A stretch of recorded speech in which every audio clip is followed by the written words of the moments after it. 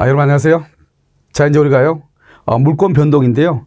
물권 변동을 보기 전에 소유권의 기속식이라는 것을 가지고 잠깐 한번 보도록 하겠습니다. 가끔 이제 감정평가사 시험이라든가, 그 다음에 변리사 시험, 그 다음에 뭐 이런 시험에서요, 뭐 법무사라든가 법원행정고시라든가 이런 시험에서 주로 잘 나오고 있는 것인데요.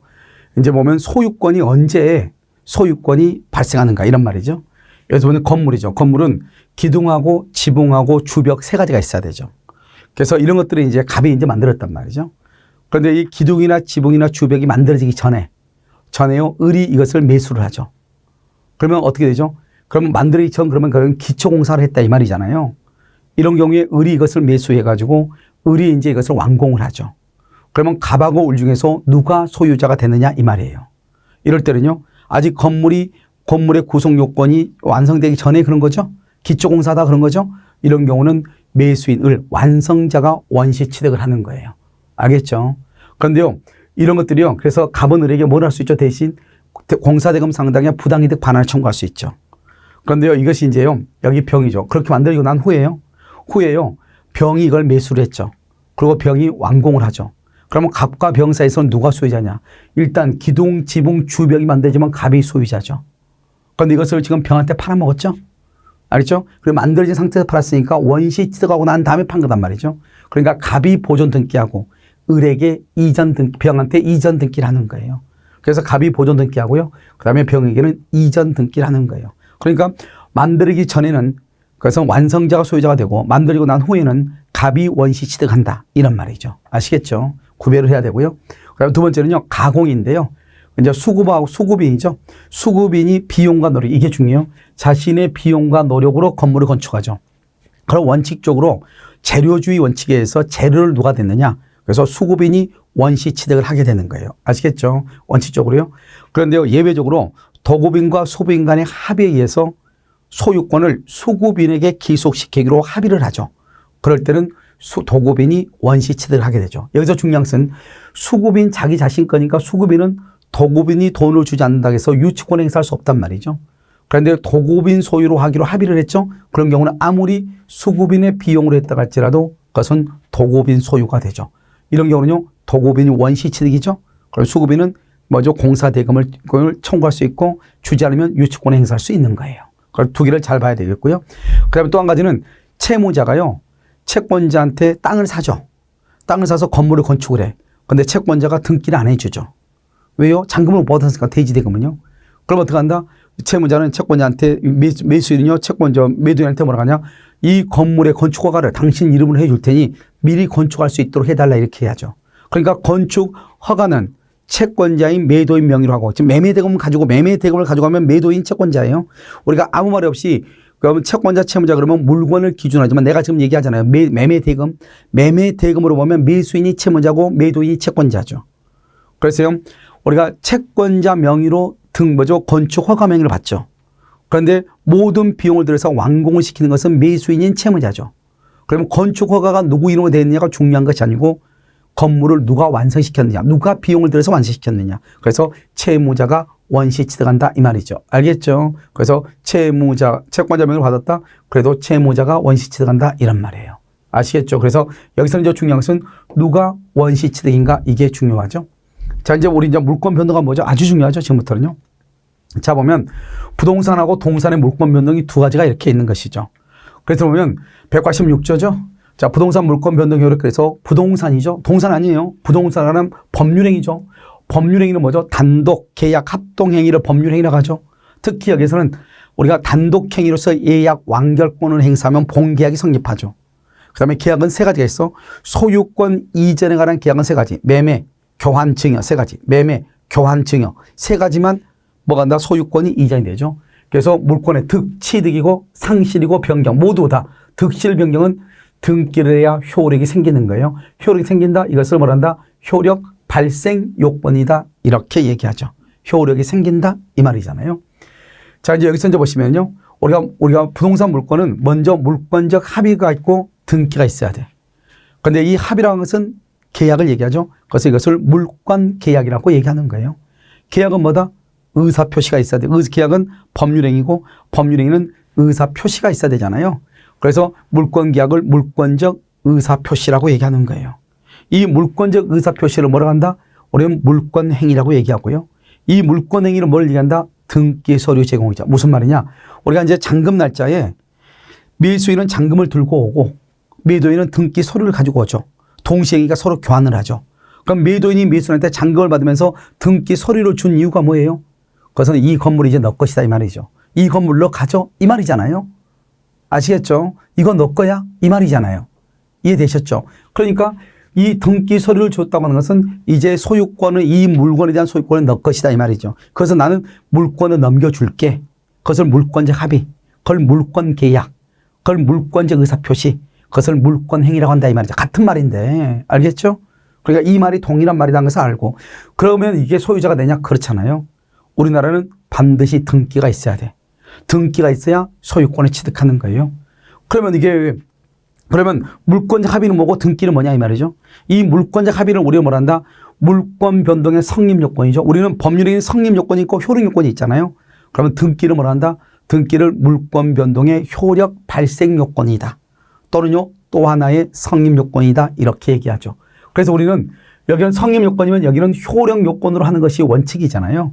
그런데 다른 선생님은 이것을 물권 변동의 또 하나의 성립 요건이다 이렇게 얘기해요. 그래서 효력 발생 요건이다, 성립 요건이다 이렇게 보는 거예요. 이것을 등기라고 하는 것이에요. 무슨 말인지 알겠죠? 그래서 이것을 여러분요 물권 변동 너무너무 중요해. 아시겠죠? 이건 내용을 알아야 앞으로 계속 나온단 말이죠. 그래서 여러분요 우리가 뭐가 나오죠? 우리가 처분행위는 물권행위가 처분행위라고 하죠. 물권행위. 이 물권행위가 처분행위다. 등기 서류를 제공하는 거 이걸 물권행위다. 잔금지급이죠. 그러면 등기 서류를 제공하지 이걸 물권행위를 무슨 행위라고 한다? 처분행위다. 이렇게 얘기하잖아요. 처분행위. 알겠죠? 그래서 이것을 처분행위다. 처분 권한이 있어야 되는데 왜? 등기 서류를 주려면 등기 서류를 줄 수 있는 권한이 있어야 되잖아요. 그것을 우리는 처분행위다. 이렇게 얘기를 하는 것이고요. 그 다음에 동산이죠. 동산은 동산에 관한 물권의 양도는 동산을 뭘 해야 돼요? 인도해야 된다. 이렇게 인도하여야 효력이 생긴다. 그래서 부동산은 등기인데 동산은 인도라고 하는 것이죠. 인도 이렇게. 그래서 부동산은 등기, 동산은 인도 이렇게 얘기하고요. 그 다음에 우리가 물권 변동은 우리가 동산과 부동산은 다 좀 약간 다른데요. 부동산은 물권적 합의하고 등기가 서로가 이렇게 떨어져 있잖아요. 서로가 떨어져 있고 어느 정도 우리가요 잔금을 주고 바로 등기하는 게 아니잖아요. 잔금을 주고 등기소를 받아가지고 자기가 시간이 날 때 등기소에 가가지고 등기를 신청해서 등기를 완료받아야 되는 거잖아요. 그런데 동산의 경우는 우리가 편의점을 생각을 해봐요. 내가 만약에 커피를 하나 사러 가면요. 캔커피를요. 1,000원을 주고 바로 캔커피를 바로 받아오는 거잖아요. 1,000원을 주고 바로 그냥 캔커피 받아와요. 바로 그냥 인도를 받는다 이 말이죠. 이 인도 속에는 내가 이 물건을 너한테 넘겨줄게. 이 합의가 이미 들어가 있는 거예요. 인도 속에는. 그러니까 우리가 동산에 대해서 거래하면서 자 지금 당신이 지금 나한테 1,000원을 줬으니 내가 지금부터 캔커피를 인도하도록 하겠습니다. 이런 말 해요 안 해요? 안 하잖아요. 그냥 커피 돈 주면은 커피 그냥 가져오죠. 그러니까 인도받는 것 속에는 이거 너 가져. 이 말이 이미 그 안에 들어가 있죠. 알겠죠? 그래서 인도 속에는 합의란 말이 들어가 있기 때문에 이것이 두 개가 이것을 같이 연결돼 있어. 그걸 합체가 됐다. 합체설이라고 얘기하고요. 하나로 돼 있다. 합체설이라고. 이것은 두 개가 점점 서로가 떨어져 있죠. 시간적 차이가 있잖아요. 이것을 우리는 뭐란다? 분리설이다. 이렇게도 얘기하는 거예요. 알겠죠? 학설의 문제예요. 그런데 이 동산에 있어서 물권 변동은 물권적 합의 플러스 인도인데요. 이것은 어디에서 의미가 있느냐? 선의 취득을 할 때. 우리가 선의 취득할 때 선의 점유, 무과실 점유는 언제까지 선의 점유, 무과실 점유냐? 물권적 합의 플러스 인도시까지. 그래서 합의가 2월 1일이고 인도가 2월 3일이다. 그러면 2월 3일까지 선의, 무과실 점유를 해야 된다. 이게 바로 여기에서 나오는 거예요. 알겠죠? 물권적 합의 플러스 인도. 그래서 우리가 동산의 경우는 물건을 받을 때 이 물건 너 거야. 물권적 합의. 이 말이 그 안에 포함되어 있는 것이고 우리가 부동산의 경우는 잔금을 지급받으면서 등기 서류를 받죠. 그렇다 해서 내가 등기 서류를 받았다 해서 소유자가 되는 건 아니죠. 소유자가 되는 건 아니지만 소유자가 될 수 있는 자격은 갖춘 거죠. 단지 뭐 하나만 빠져있다? 겉옷, 등기라고 하는 옷만 입으면 되는 거잖아요. 그래서 내가 등기 서류를 받았다는 것은 이제 이 물건에 대해서는 내가 소유자다 이 말이죠. 알죠? 그것은 이제 법률적으로 공증만 받으면 되는 거죠. 그게 바로 뭐다? 등기라고 하는 제도이죠. 아시겠죠? 그렇게 보시면 된다 이 말이죠. 이것을 여러분들이 정확하게 구별을 할 수 있어야 돼요. 자요. 자, 그다음에 이제 우리는 대항요건주의하고요. 그다음에 여기 보면 성립요건주의, 하나는 의사주의, 하나는 형식주의라고 하는 것이 있거든요. 이게 바로 여러분 뭐냐면요. 이렇게 되어 있는 것이죠. 자요, 대항요건주의를 보시면요. 지금 여기 갑이잖아요. 갑하고 을하고 계약을 했죠. 2월 1일 날 계약을 해서 이걸 물권적 합의를 했잖아요. 합의를 하고 을한테 물건을 인도하고 이 사람이 아직 미등기죠. 미등기도 이 사람은 소유자가 돼요. 프랑스하고 일본인데요. 프랑스하고 일본은 등기가 없어도 잔금을 받으면서 등기 서류를 교부하잖아요. 물권적 합의. 그러면 을은 미등기여도 소유자가 되는 거예요. 그래서 을은 갑과의 관계에서는 을이 소유자가 돼. 그런데 만약에 갑이라는 사람이 마음이 변했어요. 5월 1일 날 이것을 병한테 처분할 수 있잖아요. 그럼 병이 등기를 하게 되죠. 등기하게 되면 이 을하고 병 사이에서는 누가 먼저 등기했느냐 이 말이죠. 알겠죠? 즉 을은 갑한테 잔금을 지급하고 등기 서류를 받으면 이 사람은 등기가 없어도 소유자지만 만약에 갑이 마음이 변해서 제3자한테 처분하고 제3자한테 등기를 해버리면 을은 소유자가 될 수가 없다 이 말이죠. 그러니까 제3자와의 관계에서 을이 제3자한테 자기가 소유자라고 주장을 하려면 다른 말로 대항하려면 등기가 있어야 된다 이 말이죠. 그러니까 프랑스나 일본도 등기라고 하는 제도는 있는 것이죠. 그런데 그 등기가 소유권을 취득하기 위해서 필요한 등기가 아니고 제3자와의 관계에서 그래서 법률 관계에서 자기가 소유자라고 하는 것을 주장하기 위해서 필요한 것이다 이런 뜻이죠. 그래서 갑과 을 사이에서는 물권 행위로만 물권 변동이 생겨 즉 소유권을 취득하지만 제3자 병한테 주장하기 위해서는 등기를 요한다 이 말이죠. 등기 없이도 을은 갑에 대해서는 소유자이지만 갑과의 관계에서는 그런데요 등기를 받은 병에 대해서는 소유권을 주장을 못한다 대항하지 못한다. 결론적으로 우리가 프랑스의 의사주의 대항요건주의에서는 등기를 한 사람이 최종적으로 소유자가 된다 이 말이죠. 만약에 프랑스에서 을이 만약에 병한테 처분하지 않았다. 그러면 영원히 을이 소유자가 되는 거죠. 그래서 을과 갑 사이에서는 을이 소유자니까요. 등기가 없어도. 그래서요. 다른 사람들 물어보죠. 야, 니네 왜 등기하니? 이렇게 물어봐. 등기. 야, 니네 등기 왜 하는 거야? 그랬더니 우리나라는 등기 없어 소유자인데 만약에 갑이 마음이 변해서 제3자한테 처분했을 때 이 제3자한테 내가 소유자라고 하는 것을 주장을 하려면 내 앞으로 등기를 가지고 있어야 돼. 이렇게 얘기해. 알겠죠? 그러니까 프랑스의 대항요건 의사주의에서도 반드시 등기는 한다. 이런 말이죠. 자, 그 다음에 이제요. 형식주의죠.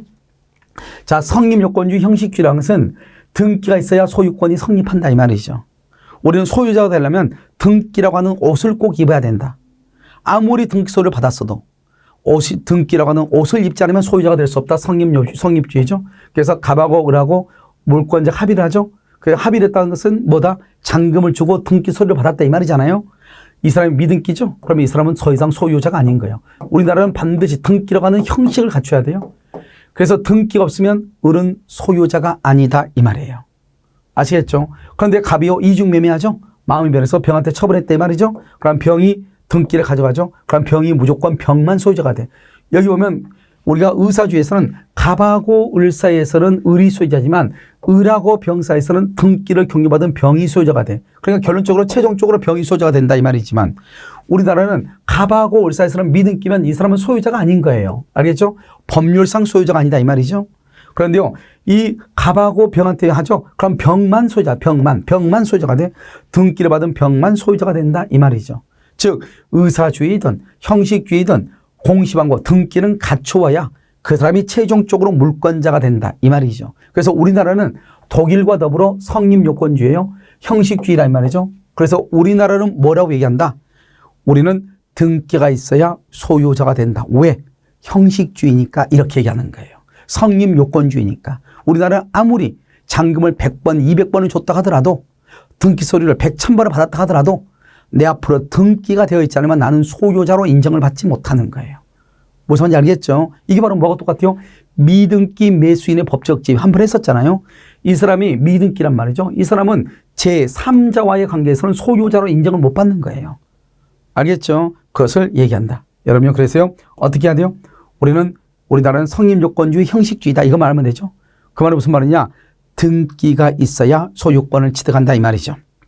알겠죠? 등기가 있어야 소유권을 취득한다. 이것만 알고 있으면 된다. 이런 뜻이에요. 이해되셨죠? 이렇게.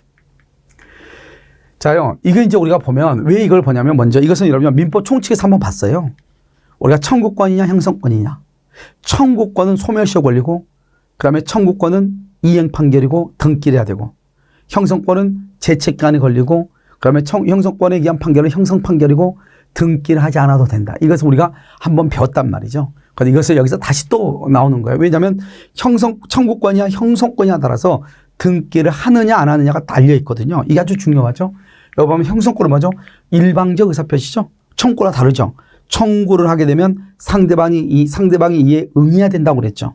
그런데 형성권은요, 상대방이 응하고 마고 필요 없어.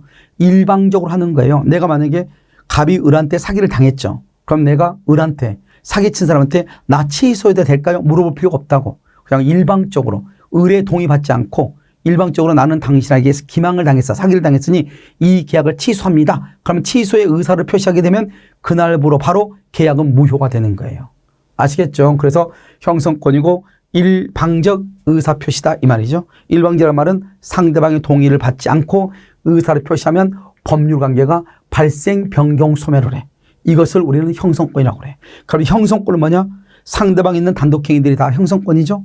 그래서 추인하고 처리하고 면제하고 상기하고 동의하고 해제, 취소 이런 것들이 다 뭐다?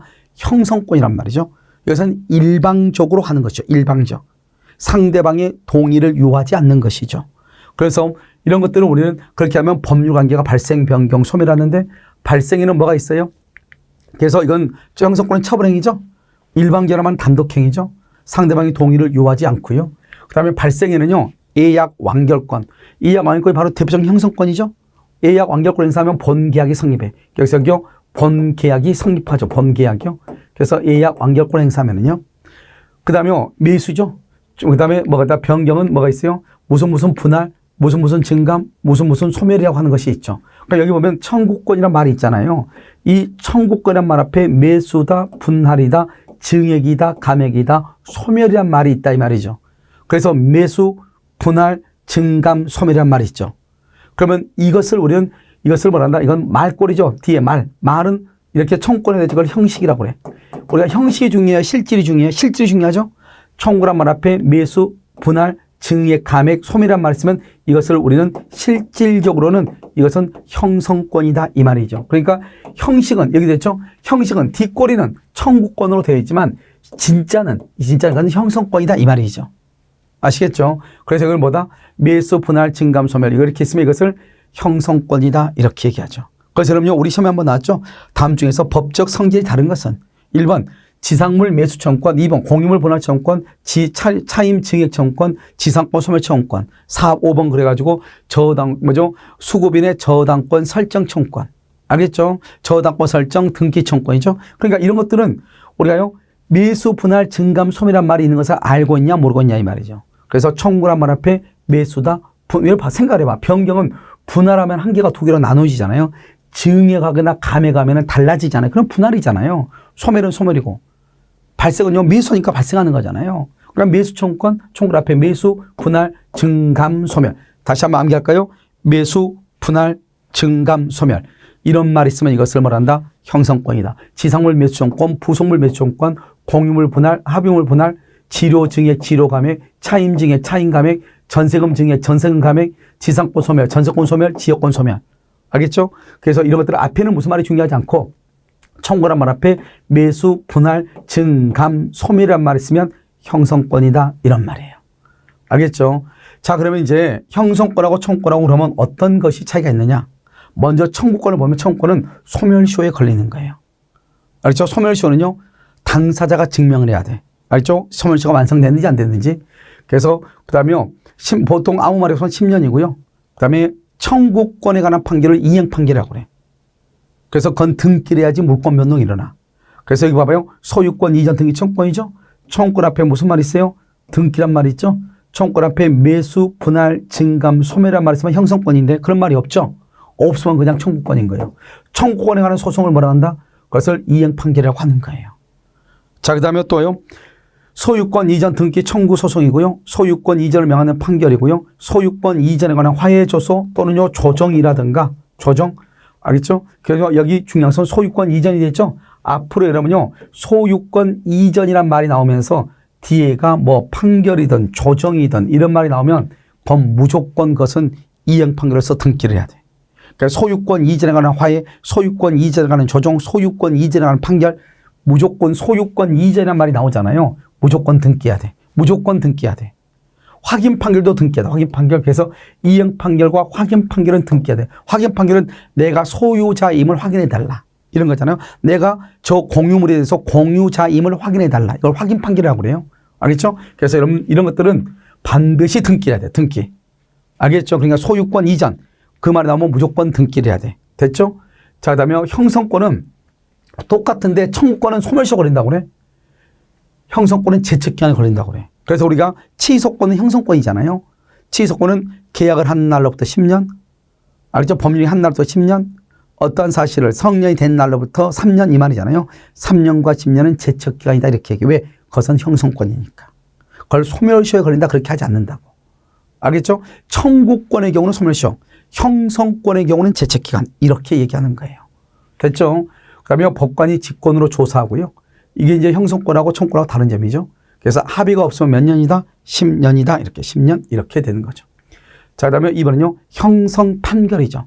형성권에 의한 판결은 형성 판결 등기를 하지 않는다 이 말이에요. 형성 판결 이렇게 하고요. 여기 청구권 앞에 무슨 말이 있죠? 분할이란 말이 있네요. 알겠죠? 여기 상속지단 청구권 앞에 무슨 말이 있어요? 분할이란 말이 있네요. 이렇게. 그래서 청구권 앞에 분할이란 말이 있으면 이것을 형성권이고 형성권에 의한 판결은 형성 판결이고 형성 판결은 판결이 확정 시 등기 없이도 물권 변동이 일어나. 판결 확정 시 등기 없이 물권 변동이 일어난다. 이 말이죠. 그 다음에 공유물 합의물 분할 청구에 의한 소송 다 똑같죠. 그 다음에 뭐냐 채권자 취소 소송. 이러면요 채권자 취소권은 언제나 재판으로만 해야 되거든요. 재판. 그건 채권자 취소권은 형성권이죠. 그러니까 취소 소송도 형성권이 되는 것이죠. 그래서 소송 중 조정이 성립된다. 그러면 등기를 해야 돼. 아무리 공유물 분할 청구에 관한 소송인데 중간에 조정이 성립됐다 이 말이죠. 조정이라는 것은 소송 중에 소송 당사자가 상호 양보를 해서 합의에 이르는 거죠. 상호 양보에서 합의. 그러니까 비록 우리가 판결하고 우리가 조정하고 다르죠. 판결은요. 두 사람이 끝까지 합의를 하지 않기 때문에 판사가 강제적으로 니네 이렇게 결단을 내려주는 것이고. 알겠죠? 야 그냥 이렇게 귀찮아. 이렇게. 조정이라는 게 뭐죠? 조정은 두 사람이 어떠한 사람이 열받아서 소송은 지겠지만 소송 중에 두 사람이 합의를 한 거죠. 합의. 그래서 합의가 돼가지고 합의를 할 이것을 조정이라고 얘기하는 것이죠. 무슨 말인지 알겠죠? 그래서 이것은 뭐를 요한다? 등기를 요한다. 이렇게 등기. 그래서 등기를 요하는 것이에요. 무슨 말인지 알겠죠? 그래서 이것은 등기를 요한다. 이렇게. 조정이라는 것은 소송 중에 합의를 했다. 이 말이죠. 자, 등기를 해야 물권 변동이라는 거, 이건 이제 우리가 되죠. 등기를 해야 되는 것이 186조란 말이죠. 186조. 등기를 해야 되는 것. 알겠죠? 한번 볼까요? 여기 186조는요, 부동산 물권 변동이죠. 그래서 부동산은 법률행위예요. 다른 거 안 돼요. 법률행위. 단독 계약 합동행위. 그것은 취득, 상실, 변경을 할 때는 뭘 해야 돼? 등기를 해야 효력이 생긴다. 여기 보면 득실에 보면 등기를 우리가 보면 뭐가 나오죠? 지분의 폭이죠. 지분. 우리가 지분의 폭이는 상대방 있는 단독계 상대방 있는. 그러니까 이것은 등기를 하는 거예요. 공유 지분의 폭이, 합의 지분의 폭이. 이것도 등기를 해야 돼요. 알겠죠? 그래서 보면 등기를 해야 효력이 생기죠. 이걸 말한다. 등기는 효력 발생 요건이다. 이렇게 얘기하죠. 자, 단독행위 뭐가 있죠? 예약 완결권을 행사를 하죠. 그럼 본계약. 계약이 뭐죠? 계약이 바로 법률행위죠. 그래서 등기를 해야 되죠. 자, 공유 지분의 합의 지분의 폭이죠. 이 공유 지분 합의 지분의 폭이는 상대방 있는 단독행위죠. 단독행위 이것도 등기를 해야죠. 그러니까 예약 완결권 행사 이 자체가 단독행위다 이 말이죠. 이걸 하게 되면 본계약이 성립해. 그럼 계약은 법률이니까 등기를 해야 되고. 그다음에 공유 지분이나 합의 지분을 포기하죠. 이건 상대방 있는 단독행위예요. 단독행위니까 등기가 있어야 되는데 왜? 법률행위에 속하니까. 법률행위는 뭐가 있다? 단독하고, 그 다음에 계약하고, 그 다음에 뭐가 있다? 합동행위라고 하는 것이 있잖아요. 합동행위, 이것을 얘기하는 것이죠. 그 다음에 계약 중에서 우리는요, 계약은 15개가 있는데 이 15개가 다 소유권을 취득하는 게 아니에요. 여행계약도 있고, 사용대차, 소비대차, 대차관계도 있고, 여러 가지가 있잖아요. 이 중에서 증여하고, 매매하고, 교환을 뭐라 한다? 소유권하고 관계가 돼. 그래서 소유권 취득하고 관계가 되는 것은 3가지. 증여, 교환, 매매다 이 말이죠.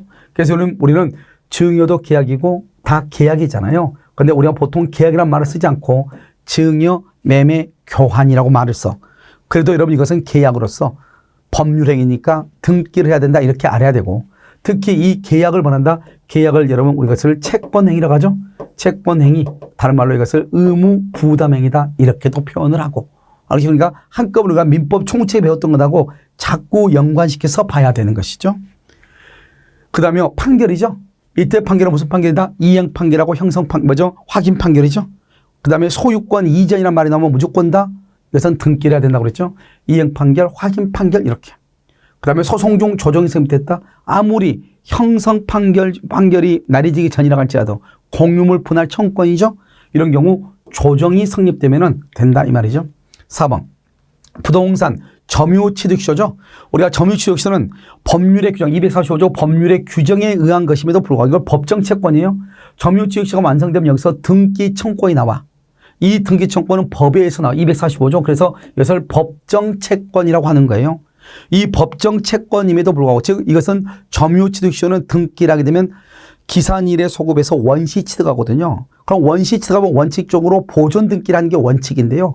취득시효는 실무에서 이전 등기의 형식을 갖추고 있는 것이고요. 그 다음에 점유취득시효는 245조에서 뭐라고 되어 있냐. 등기를 함으로써 소유권을 취득한다. 등기를 함으로써 소유권을 취득한다고 되어 있거든요. 그래서 반드시 등기가 있어야 되죠. 그래서 여러분 이것은요. 우리가 뭐를 하는 것이다? 등기를 해야 되는 것이다 이 말이죠. 그 다음에 또 한 가지요. 국가가 국유지인 임야, 국유임야죠. 국유임야를 불허하거나 교환하거나 양려하죠. 양려라고 하는 것은 먼저 넘기는 거죠. 그럼 특히 교환이 뭐죠? 교환은 계약이잖아요. 그러니까 이것은 사법상 법률행위잖아요. 그러니까 뭐가 있어야 돼요? 등기를 하는 거예요. 그래서 국유재산이죠. 국유임야, 국유임야를 불허하거나 교환하거나 양려하는 경우는 그것은 등기가 있어야 된다.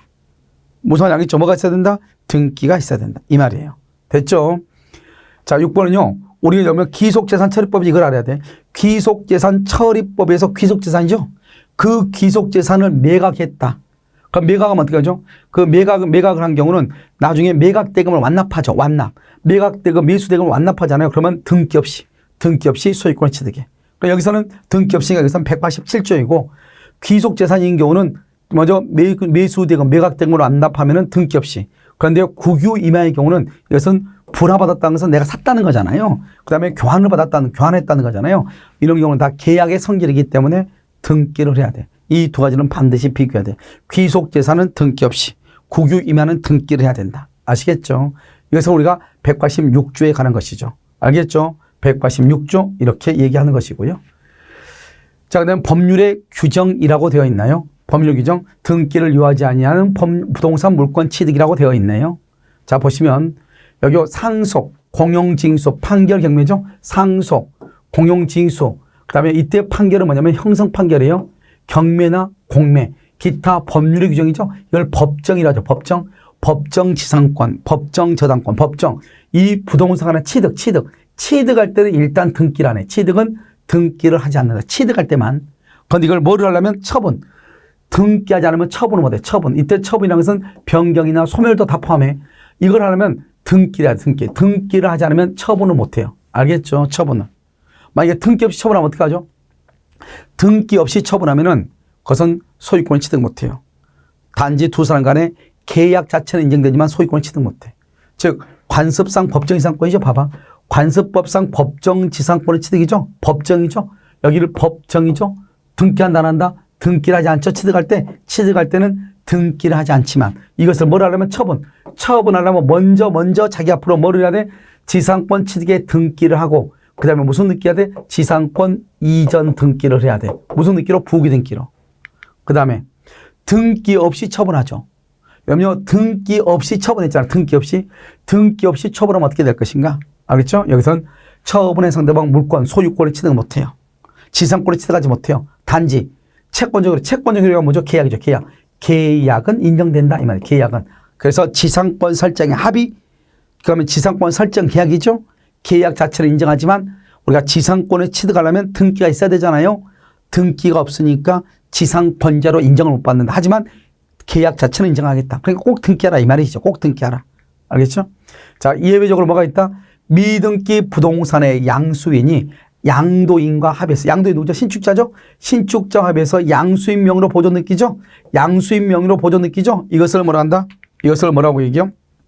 이것을 우리는 모두 생략 등기라죠. 모두 생략 등기. 그래서 1번 보존 등기가 생략되어 있다. 모두 생략 등기다. 상속인이 뭐 없이, 상속 등기 없이, 상속 등기 없이 타인에게 매도했어. 알겠죠? 매도한 후 피상속인, 죽은 사람에서, 이미 죽은 사람한테서 매수인 앞으로 직접 이전 등기를 해. 알겠죠? 그러니까 원래 피상속인 사람이 죽죠. 그럼 먼저 1번으로 상속 등기를 해야죠. 상속 등기를 하고 그다음에 2번으로 상속인이 이전 등기를 해줘야 되는데 상속 등기지 않고 죽은 사람 앞에서 직접 매수인 앞으로 이전 등기했다 이 말이죠. 알겠죠? 그래도 이러한 등기를 우리는 뭐라고 한다? 이것도 유효이다 이 말이죠. 유효이다. 알겠죠? 그래서 다시 한번 볼까요? 이런 등기를 한 경우 이것은 유효이다 이 말이죠. 알겠죠? 이것을 실체관계에 부합한다 이렇게 얘기를 해. 그러면요 우리가 이제 원칙적으로 이제 뭐를 보는 것이냐면요. 이 187조에 관해서는 상속, 공용징수, 형성, 판결, 경매, 법률의 규정 이렇게 있잖아요. 법정. 이런 것들이 이제 어떻게 해서 소유권이 구성되는가 그걸 한번 보잔 말이죠. 아시겠죠? 자 보면 먼저 여러분 여기 두 가지를 봐요. 뭐를 뭐냐? 상속, 포괄유증, 합병, 공용징수, 형성, 판결, 경매 여기까지가 한 파트인 거예요. 알겠죠? 이게 이제 법에 아까 나왔었잖아요. 상속은 사망시고요. 공용징수는 수용은 보상을 반드시 지급하거나 공탁을 해야 돼. 그럼 수용 개시일에 형성 판결은 판결 확정 시 조정이 성립되면 등기를 해야 되고요. 경매는요 매각되고 완납 시. 이러면 옛날에는 이 네 가지만 시험이 났어. 다음 중에서 법률의 규정에 의한 즉 등기 없이 소유권을 취득할 수 있는 것은 그렇게 해가지고 뭐라 나왔다? 상속, 공용징수, 형성 판결, 경매 이렇게만 시험이 났단 말이죠. 그런데 요즘에는 시험이 어떻게 나오냐? 다음 시험에 맞는 것은 법률의 규정에 관한 물권 변동이다. 맞는 것은 경매의 경우는 매각대금을 완납하면 등기 없이 소유권 취득한다. 상속의 경우는 피상속인이 사망하면 등기를 해야 소유권 취득한다. 틀린 것으로 이런 식으로 나온단 말이죠. 그러니까 여기서 매각대금 완납할 때, 판결이 확정될 때, 보상금을 지급할 때, 피상속인이 사망할 때 이걸 반드시 암기를 하셔야 돼. 아시겠죠? 이게 이제 가장 기본이고 그 다음에는 뭐냐면 신축. 아까 우리 신축 몇 번 했죠? 무단 건축이든 말든 신축을 하는 사람은 등기 없이 소유권 취득해. 그러니까 타인의 토지에다가 무단으로 건물을 건축했다고 할지라도 이 건축주가 무단 건축주가 원시 취득을 하는 거예요. 아시겠죠? 그다음에 여기 우리가요 이 두 가지를 알아야 돼. 반드시 용익물권은 지상권, 전세권은 전속 기간이 만료하죠. 그럼 말소 등기 없이 이렇게 담보물권 피담보 채권이 소멸하죠. 피담보 채권이 소멸하면 말소 등기 없이 이렇게. 그래서 전속 기간이 만료되죠. 말소 등기 없이. 피담보 채권이 소멸하죠. 말소 등기 없이 저당권은 자동 소멸해. 그러니까 우리가 돈을 빌리고 피담보 채권 자기 집에 저당을 잡았는데 내가 돈을 갚죠. 그러면 저당권은 자동 소멸하는 거예요. 알겠죠? 뭐 없이 말소 등기 없이 이렇게. 그러니까 용익물권 전속 기간 만료. 그다음에 저당권은 피담보 채권의 변제. 알겠죠? 이것을 딱 얘기하면 돼. 나머지는 여러분요, 나머지 중에서 이거 여기 세 개, 여기 법정 이상권, 관습상 법정, 그다음에 법정 저당권, 법정 갱신, 전세권의 건물 전세권의 법정 갱신 있죠? 법정 갱신은 등기 없이 이렇게. 그래서 여러분요, 이것만 여러분이 잘 알면 돼. 나머지는 그렇게 중요한 것은 아닌데요. 물론 여러분요, 나중에 계약이 취소나 해제가 되죠? 취소나 해제가 돼도 그다음에 소유권은 매도인에게 등기 없이 복귀하거든요. 등기 없이 매도인에게. 그러니까 갑이 을하고 계약을 했어. 그러면 을한테 등기를 했어. 그러면 을이 소유자죠. 근데 갑과 을 간의 계약이 취소나 해제가 돼. 그러면 소급해서 처음부터 무효가 되거든요. 그러니까 을 앞으로 되어 있는 등기도 자동 무효가 돼버려요. 그러니까 무효니까 더 이상 을은 소유자가 아니죠. 그러니까 소유권이 갑에게 바로 그냥 복귀해. 등기가 없어도. 알겠죠? 그런데 이 갑이 그걸 처분하려면 자기 앞으로 이전 등기를 하고 난 다음에 처분해야 된다. 이 말이죠. 아시겠죠? 자, 그러면 재단법인 설명이 우리나라는 이제 문제이죠. 재단법인 설명이요. 그럼 재단법인은 뭐 장학재단 뭐 이런 것들이잖아요. 갑이라는 사람이 이렇게 재산이 있어. 갑이요. 이것을 뭐란다? 출연자라고 그래. 출연자. 그런데 갑이요. 여기 을한테요. 을의 재단법인이죠. 장학재단 법인을 만들려고 그래. 그러면 자기 재산을 출연해서 법인을 만드니까 갑하고 을 사이에는 187조. 등기 없이도 187조가 여러분 암기에 187조는 등기하지 않는다 이 말이죠. 등기 없이 법인이 소유자가 돼. 그런데요, 갑이라고 하는 사람이 마음이 바뀌었어. 마음이 바뀌어가지고 이것을요, 갑이요, 이걸 병한테 처분해. 병한테요. 그리고 병한테 등기를 해. 그럼 어떻게 하냐? 이 을하고 병 사이에서는 186조. 186조는 누가 등기를 했느냐 이 말이에요. 등기를 누가 했느냐. 알겠죠? 그러니까 등기를 누가 했느냐에 따라서 달라지는 거예요. 아시겠죠? 그러니까요. 이 갑하고 을 사이에서는 187조 등기 없이, 그 다음에 을하고 병 사이에서는 등기를 누가 먼저 했느냐. 이렇게. 그러니까 우리 대법원이 참 신기하죠. 우리나라는 원칙적으로 형식주의다, 성립요건주의다, 등기를 해야 소유권이 효력이 발생하고 등기를 해야 소유권이 성립한다. 이렇게 얘기를 해놓고 이 법인의 재단법인에 와서는 판례가 이렇게 얘기한단 말이죠. 법인, 출연자고 법인 사이에서는 등기 없이도 법인의 소유이지만 제3자와 관계에서는 누가 먼저 등기했느냐에 따라서 마치 있잖아요. 우리나라가 어디하고 똑같이 이건 마치 의사주의를 취하고 있는 듯한 그런 제도를 취하고 있단 말이죠. 우리나라는 형식주의인데 사실은 상당히 잘못된 것이죠. 그래서 이게 가끔 시험에 나오죠. 알겠죠? 그래서 출연자와 법인 간에는 등기 없이 법인과 제3자 간에는 등기를 해야 이렇게. 아시겠죠? 그 다음에 또 이게 하나 재단법인, 두 번째 재단법인은 상대방 없는 단독행위요. 상대방 없는 단독행위다. 재단법인. 이게 중요해. 그래서 재단법인은 상대방이고 세 번째. 재단법인에서 출연자가 재산의 출연행위를 하잖아요. 이 출연행위를 하는데 출연행위 과정에서 착오를 했다 이 말이죠. 착오. 그럴 때는 할 수 있다. 취소할 수 있다. 이렇게. 그래서 출연행위 자체는 취소해. 법인 설립행위를 취소하는 것이 아니고 재산을 출연을 하려고 그래. 아파트를 출연하려고 했는데 잘못해서 임야가 출연됐다 이 말이죠. 착오를 이유로 임야 출연행위를 취소할 수 있다. 이런 뜻이에요. 그러니까 출연행위는 착오를 이유로 취소할 수 있다. 재단법인 설명은 상대방 없는 단독행위이다. 알겠죠? 그 다음에 재단법인은 출연자와 법인 간에는 등기가 없어도 된다. 법인과 제3자 간에는 등기가 있어야 된다. 이것을 기본적으로 여러분이 정리해서 암기하라 이런 말이에요. 무슨 말인지 아시겠죠? 그래서 여러분요 그렇게 하시면 된다. 그래서 여러분요 기본적으로 어디를 암기한다? 상속, 포괄, 유증, 합병 같은 거예요. 공용징수, 형성판결, 경매 이렇게. 됐죠? 그래서 이것을 얘기하니까 기본적으로 알고 있으면 돼요. 자, 이제 여러분요, 등기 제도라고 하는 것을 우리가 이제 한번 살펴볼 건데요. 우리가 이제 등기부하고 대장이라는 게 나왔잖아요. 그런데 여러분 보면 이제 여기 등기 제도로 가면서 등기가 이제 쭉 나오기 때문에요. 아마 시간은 별로 안 됐어도 여기서 일단 한번 끌었다가 왜냐하면 이 등기 제도를 따로 설명할 수가 없단 말이죠. 그래서 같이 한 번에 쭉 설명을 해야 여러분 이해가 되고요. 지금부터는 이제 등기부를 보는 것이 본격적으로 이루어져요. 그래서 그 등기부를 어떻게 볼 것인가 하는 것이 본격적으로 이루어지기 때문에요. 여러분 여기서 잠깐 끌었다가 다시 하도록 그렇게 하겠습니다.